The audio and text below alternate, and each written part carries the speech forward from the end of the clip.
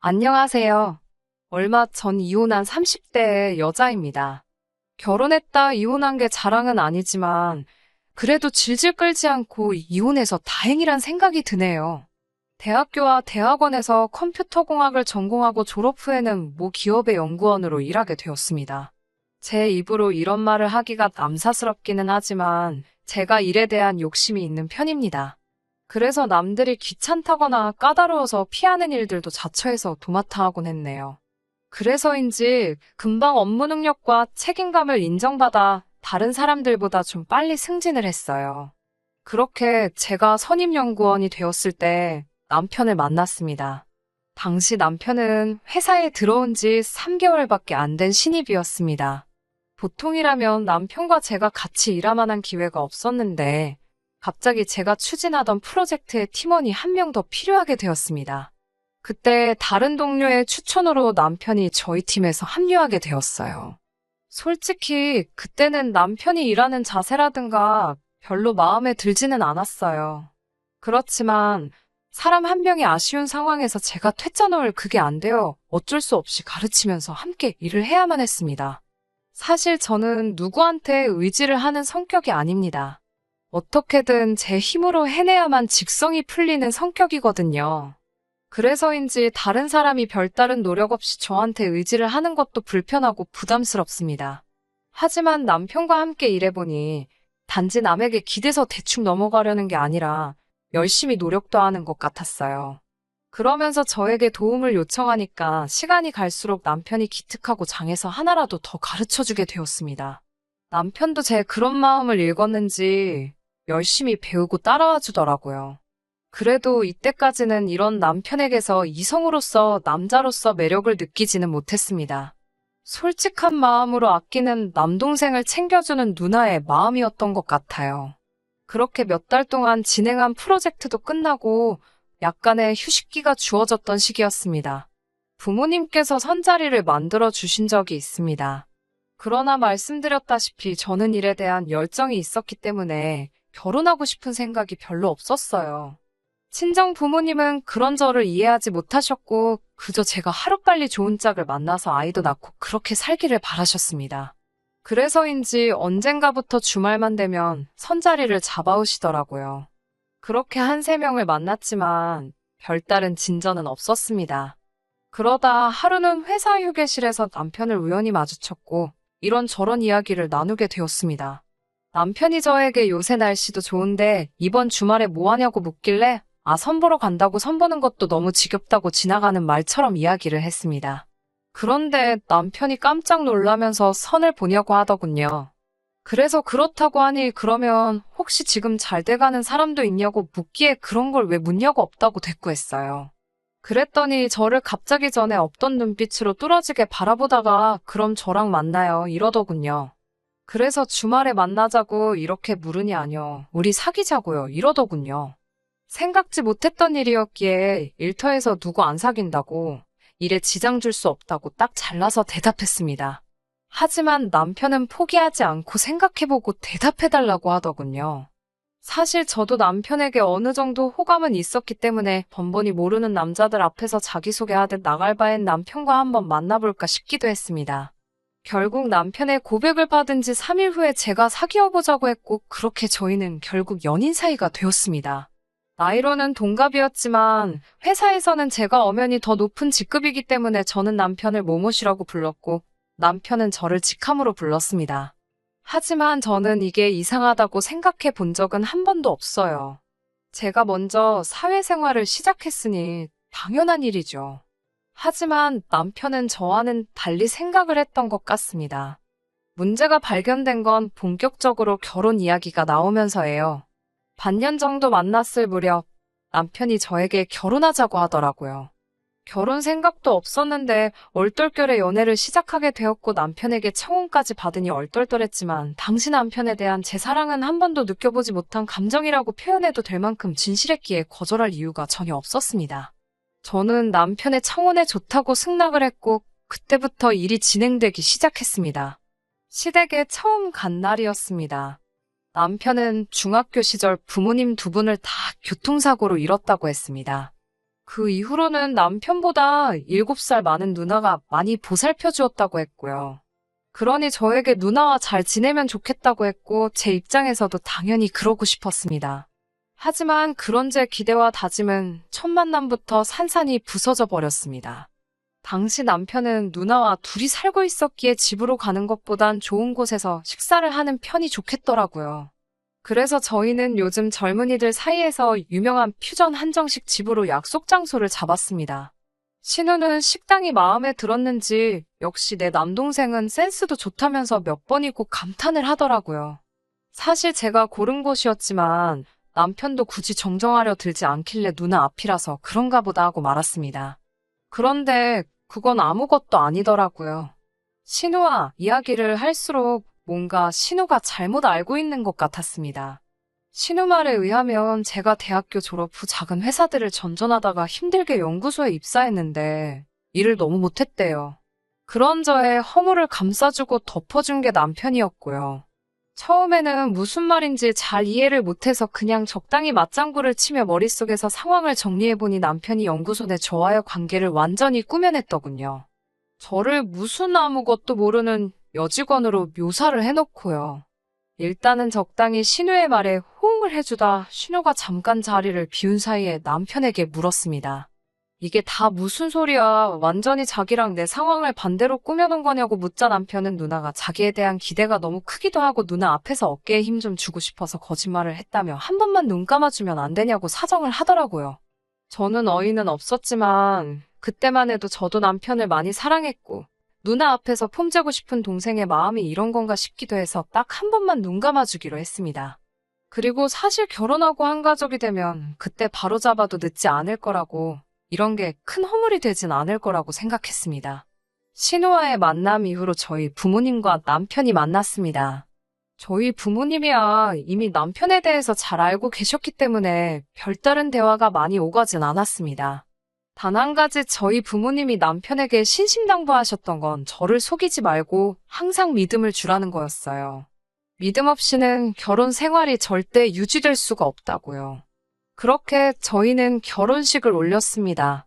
결혼 준비를 하는 동안에도 큰 문제가 없었으니 앞으로도 행복한 날들만 있을 줄 알았지요. 하지만 결혼식 직후로 상황이 조금씩 달라지게 되었습니다. 그 중심에는 집이 있었습니다.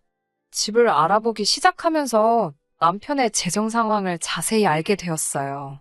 남편은 생각보다도 모아둔 돈이 없었습니다. 반면에 저는 남편보다 직장 생활도 길었고 친정 부모님으로부터 경제적 도움도 충분히 받고 있었고요. 친정 부모님은 굳이 고생을 사서 할 필요가 없다 하시며 저희를 위해 작은 빌라를 하나 얻어주셨습니다. 사실 그때 남편이 넌지시 이거 공동명의로 해주면 안 되냐고 물어서 좀 어이없긴 했어요.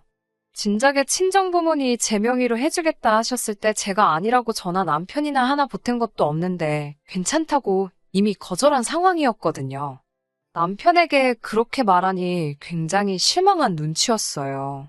그러면서 그래도 내가 이 집안의 가장인데 그런 문제는 남편이랑 먼저 상의했어야 하는 거 아니냐 하더군요. 그때 좀 남편의 다른 면을 봤지만 그런 이유로 이혼까지 하게 된 건 아닙니다. 이혼을 하게 된 결정적인 이유는 남편의 거짓말 때문입니다. 연애할 때부터 남편을 보면서 느낀 건 도대체 돈을 벌어서 다 어디다 쓰나였어요. 비싼 옷을 사 입는 것도 아니고 술, 담배를 즐기는 사람도 아닌데 모아둔 돈이 없다는 점에 굉장히 의아했습니다. 그런데 그 이유를 알게 되었습니다. 두어 달 전 저희 친정아버지 생신이셨어요. 저는 남편에게 100만 원 정도 쓰면 좋겠다고 했습니다.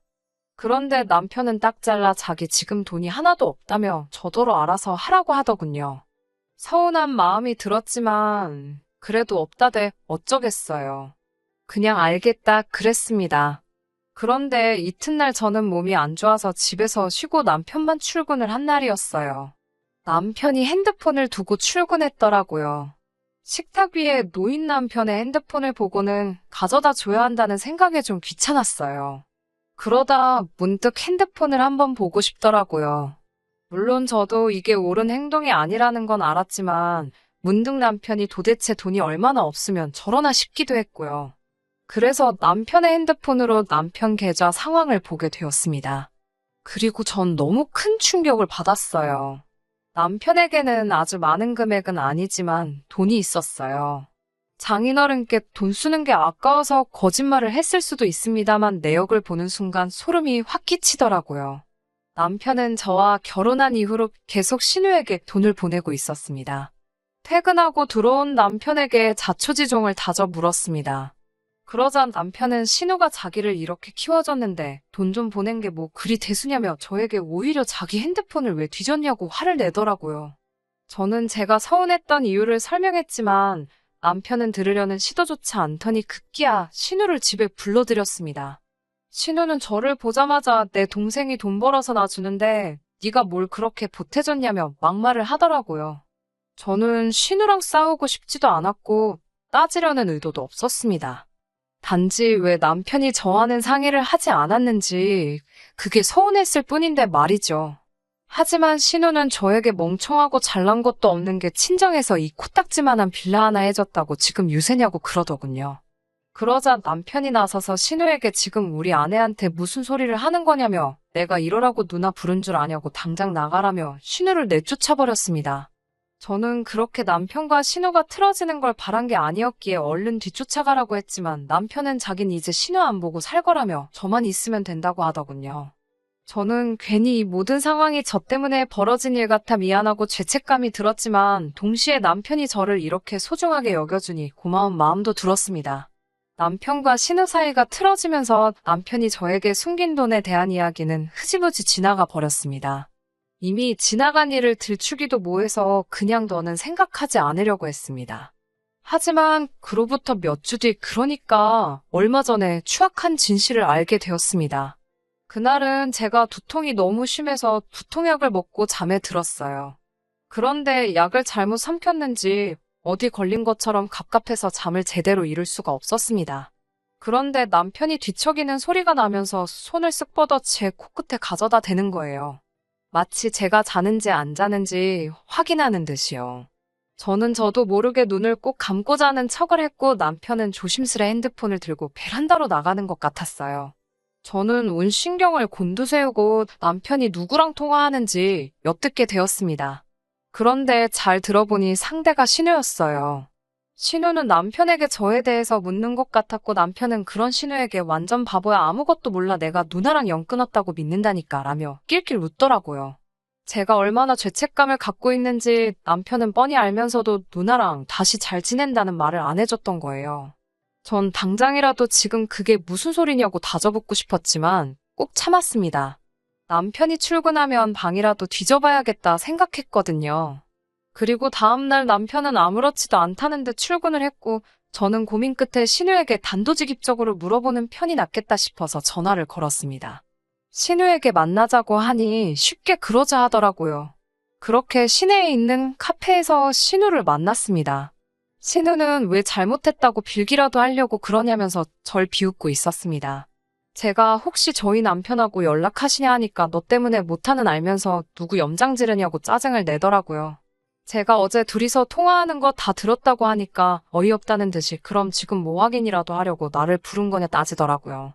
그러면서 저에게 넌 나한테 상대가 안 된다면서 네가 아무리 내 동생이랑 결혼했어도 걔한텐 내가 1등이야 라면서 제 앞에서 보란 듯이 남편에게 전화를 걸더군요.